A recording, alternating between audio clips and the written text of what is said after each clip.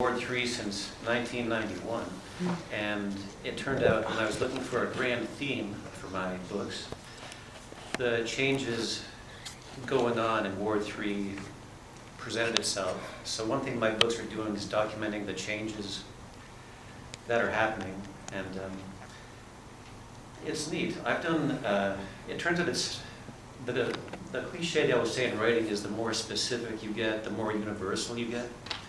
And I had a book launch for my last book in Wales, which is a really nice place. And I got up to the podium and I said, oh no, all my poems I brought are about DeFasco, which I was sure they'd never heard of. So I just said, bear with me. And then when I started reading my stuff, they started crying because it turned out in Wales, Gordon Brown had found a way to circumvent the tariffs, and it wiped out the manufacturing sector in Wales.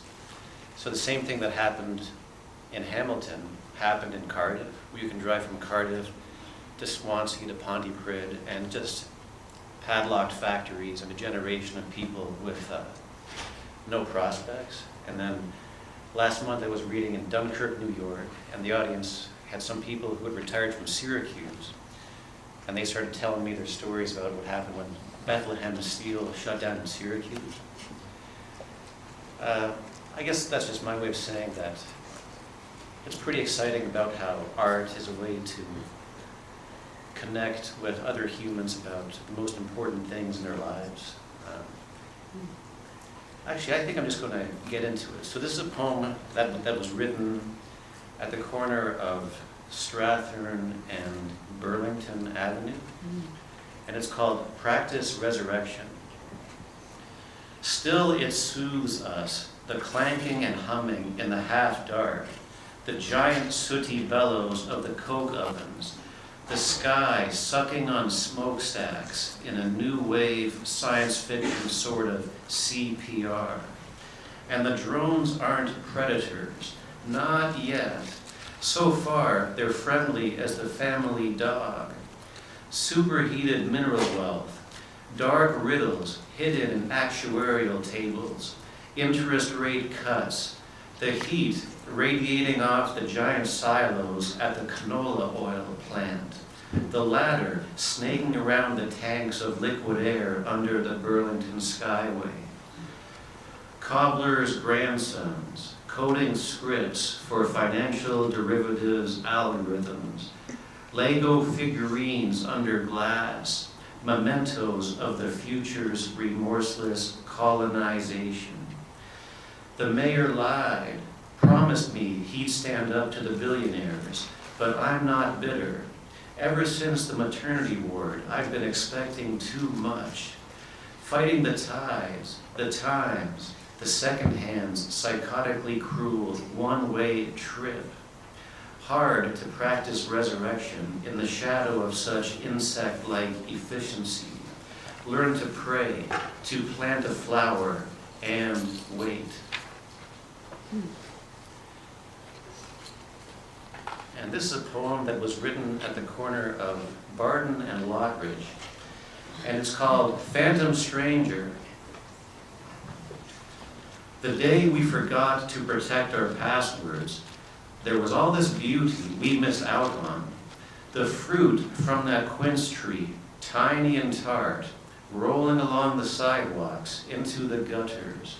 Shadows like vampire capes caressing the lawn. Smiling when you don't particularly feel like it is beautiful.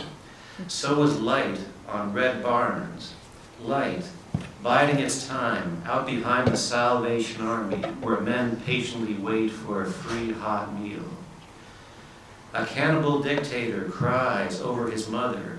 An ex-girlfriend goes crazy, trying to fix everything all at once. Revenge festers like cankerworm, like Abu Bakr al-Baghdadi, still seething over Spain's reconquista of Andalusia. The husband, so dumb, he's still keeping score. Beauty's like a phantom stranger, lurking behind potted plants, and always the last to leave the party. We fought over money, while rust ripped the door right off the hinges. Spun right around by American ghosts and Facebook likes, a hand reaches out, ties it all together. That's beauty. Eternally she calls to us.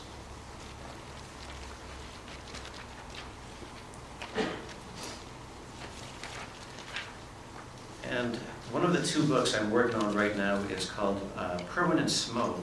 And that book, every poem takes place at an intersection on Barton Street. And that idea gave me a way to talk about my life, life of Hamilton, and all these other things. So it incorporates bits of Hamilton history, and is a way to talk about what concerns me about the way Hamilton's going, just in a more palatable way than just a sermon. So this poem takes place at the corner of Barton and Emerald, and I'm hoping if people have read my books, it would make them pay more attention to their surroundings and realize that their neighborhood is a magical place.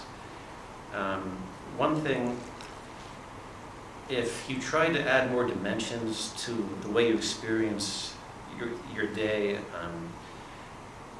if you look at the intersection where you live and ask yourself, what happened on this piece of real estate 5 years ago, 50 years ago, 500 years ago, at the very least it'll make your day a bit richer and just maybe make you think about how you're part of this web of connections that make up this moment.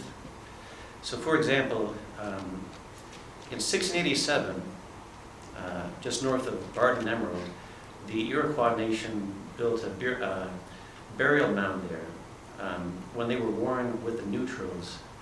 The Neutrals, they wanted to be like Switzerland in the war between the Huron and the Iroquois, sort of. And the Iroquois had a big burial mound there, which is still sort of mysterious. And where that mound was, it stayed there for over 200 years. And in 1947, where the Iroquois mound was, that's where the Studebaker factory was. And then in 1963, Studebaker shut down, and that is when the suburbanization of North America happened, where in 1947, you could have a job that paid enough to have wife, kids, boat, cottage, and walk to work. And then in the 60s, they convinced people to move to the suburbs, commute, be estranged from their neighbors. And I think that's had a lot of negative consequences. And in 1997, I moved in. In 2007, Ifra Awali stood on that corner. So just pick a corner and just dig a bit deeper, and I'm sure you'll find the same sort of connections. Anyhow, this is a poem called Breeze, corner of Barton and Emerald.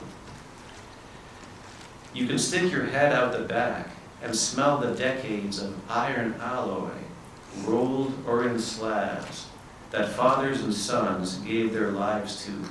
Steel can be cruel. Now it's gone to plastics and to China. I want to believe in what's left of the trees.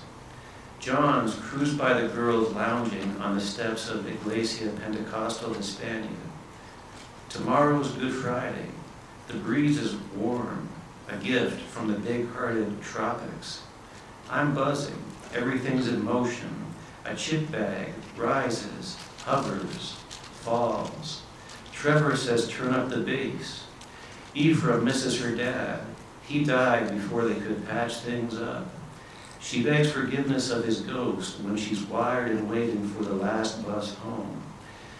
Humans crave the light and settle for so much less. Come wind, come rain, wash it all away. Taste it and see. The heart of the world mends by breaking. Does that mean I have 1 minute?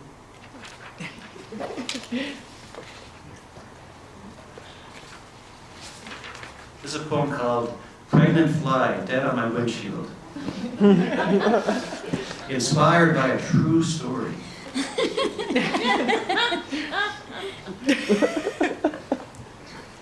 The smear, like a microdot of jam. I watched it, wondered about her family, Wondered if she'd even known what hit her, with a brain only a microscope could see. The crossing guard barely registered, just another clown with a whistle. The Christmas lights were out, so no one cared about drone strikes in Yemen, and nobody would until Disney bought the movie rights. Pro tip, get Morgan Freeman to provide the down-home gravitas. You'll need it when only the dental records abide unmelted. Down in the top secret basement, the remote control pilot gorges on Red Bull and pride. The long-range sniper dreams of his mother. His mother says he's her hero. Straight-A students invented a new way to ignore the still small voice, the fork in the road. Picture the earth as a snow globe in a black and white movie, ringed by angels and antimatter, playing quantum billiards for all the marbles. I'm just trying to be helpful. Picture a narrow path. Picture a rumor of another way, insistently haunting the billionaire's barricades. Okay.